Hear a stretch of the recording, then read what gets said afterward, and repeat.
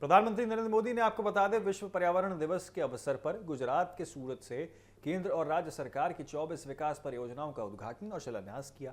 इस दौरान आपको बता दें उन्होंने दक्षिण गुजरात को तकरीबन 18,700 करोड़ रुपए से अधिक की विकास परियोजनाओं की सौगात भी दी। दीनदयाल उपाध्याय इंटरनेशनल स्टेडियम में आपको बता दें आयोजित कार्यक्रम में प्रधानमंत्री मोदी ने सूरत की स्वच्छता और पर्यावरण संरक्षण के क्षेत्र में उपलब्धियों की सराहना करते हुए इसे देश के लिए यहाँ प्रेरणा स्रोत बताया है।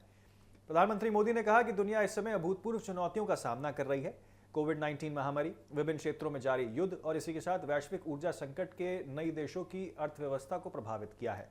पेट्रोल और गैस की कीमतों में लगातार उतार चढ़ाव देखने को मिल रहा है, लेकिन 140 करोड़ भारतीयों के सामूहिक प्रयासों के कारण भारत ने हर चुनौती का मजबूती से मुकाबला किया है। प्रधानमंत्री मोदी ने आत्मनिर्भर भारत अभियान का जिक्र करते हुए विपक्ष पर निशाना साधा। उन्होंने कहा कि कुछ लोग लगातार आत्मनिर्भर भारत के संकल्प का मजाक उड़ाते हैं और देश की क्षमता को कमजोर करते हैं। ऐसे लोग वही हैं जिन्होंने वर्षों तक भारत को दूसरे देशों पर निर्भर बनाए रखा। उन्होंने कहा कि कोई भी राष्ट्र तब तक अपनी पूरी क्षमता हासिल नहीं कर सकता जब तक वो आत्मनिर्भर बनने का प्रयास नहीं करता।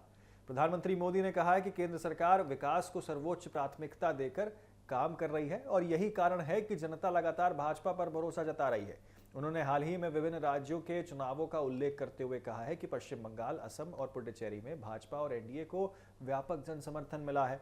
उन्होंने दावा किया है कि विदेश दौरे के दौरान भी भारत की राजनीतिक और आर्थिक प्रगति को लेकर चर्चाएं हुई हैं।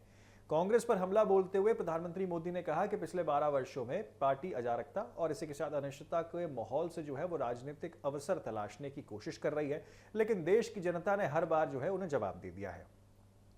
उन्होंने कहा कि गुजरात में कांग्रेस को जनता पहले ही नकार चुकी है, जबकि जिन राज्यों में कांग्रेस की सरकारें हैं वहां भी लोगों का भरोसा लगातार कम होता जा रहा है।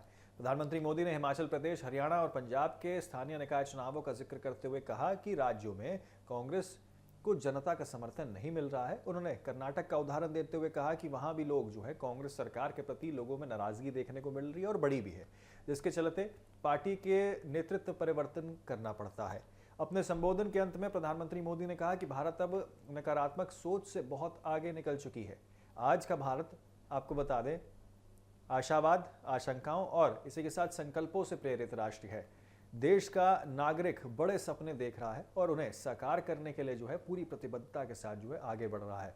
उन्होंने कहा कि जब तक 140 करोड़ लोग देश की सामूहिक इच्छा शक्ति किसी भी लक्ष्य के लिए वो एकजुट होती है तो कोई भी चुनौती बड़ी नहीं होती है। वहीं भारत की सबसे बड़ी ताकत है कि यही विकसित भारत की नींव बनेगी।